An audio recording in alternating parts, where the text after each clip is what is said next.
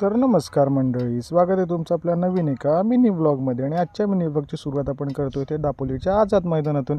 तर मंडळी, मी एकटाच नाही आहे दापोलीमध्ये आणि मी एकटाच आहे असं होणारच नाही. आपल्यासोबत आपलं परम मित्र मिलिंदजी खैरे.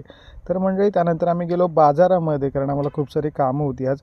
मिलिंदला पण कामं होती, मला पण कामं होती, मग त्यामध्ये पूर्ण करायचीच होती आपल्याला. पहिल्यांदा आम्ही गेलो मेडिकलमध्ये. मिलिंद भावाला काहीतरी गोळ्या घ्यायच्या होत्या, गोळ्या वगैरे घेतल्या आणि मग नंतर मला लागली भूक. तर आम्ही 5 स्टार घेतली आणि म्हटलं eat 5 star and do nothing. तर त्यानंतर मंडळी गेलो आम्ही रिचार्ज करायला आणि भावासोबत मोठा स्कॅमच झाला.